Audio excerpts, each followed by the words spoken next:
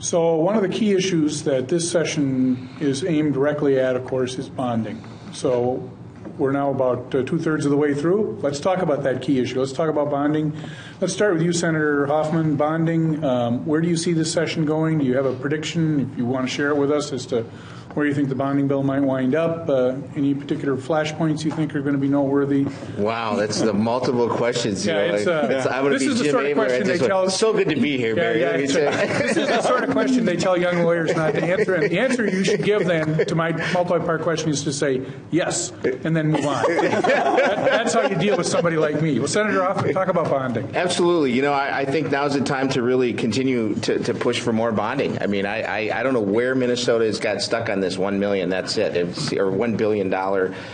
Ceiling kind of discussion, but I think our rates are really good. You know, we're improving every day in this state. We're showing the non-showers. I mean, I got my tie that said "When pigs fly." When I hear people say "When pigs fly," well, you know what? They're flying now. It's supposed to be a joke. My wife said I'm not funny, so I'm going to try to be funny. But I'm hoping, Barry, that I think there's $4 billion in requests out there, and the talk is $1 billion, and maybe some supplemental money. We'll know tomorrow what the supplemental money is. But there are lots of good bonding requests out there, and I think that I'm going to be pushing for those that are important, not only in my area, but for the whole state of Minnesota, because it has to have a regional and statewide significance to it. But I think now's the time. Now's the time to make the investments. Representative Dean, your thoughts on this? Well, there's certainly a great appetite to spend money all over the state in one-time money, in borrowed money, right, and in ongoing money. So bonding for those folks at home, it's kind of like a credit card that the state has for constructing stuff. And the good news there is that it's once you build it, you get to use it. So it's how we borrow money to build buildings and take care of them over time. But also our bonding has grown very quickly, so the more buildings you have, the more buildings you have to take care of, and we spent less and less on the maintenance of those buildings. For the University of Minnesota, for example, has hundreds of millions of dollars in backed up maintenance that we should have. So I like bonding bills probably more than a lot of the people in my similarly situated conservative branch.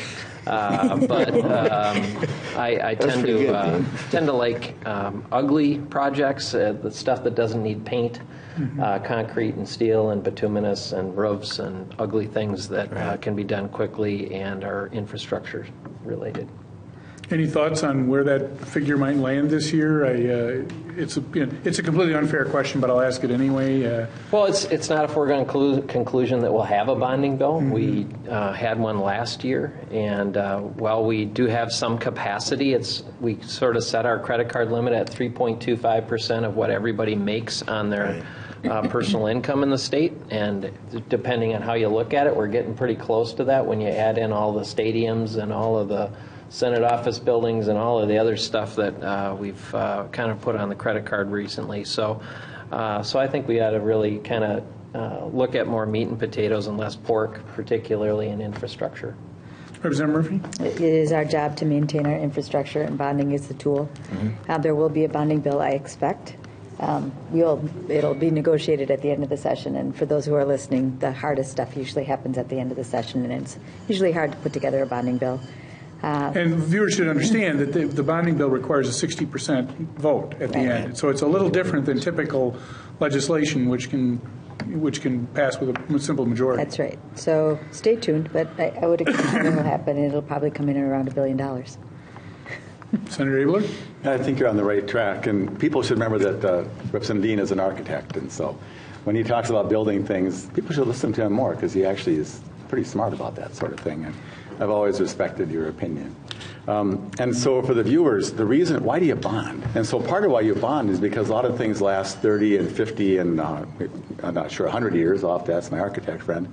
But so we got the state capitol, which is built in 1905. So. Yeah, so we're past a while. And so then the people who are enjoying that over time then share in the cost. That's part of the theory, and plus it's a way to leverage things that you couldn't otherwise afford right away. Transportation's a big deal out of that. I'm hoping that we can do some rail crossings out of some of that money and some of our highway fixes. And my college, my technical college in Anoka, almost closed back in 1999 and 2000 because they wouldn't fix the roof. And so we do have a duty to make sure things are repaired. And I think that people begin to like cool things for their town.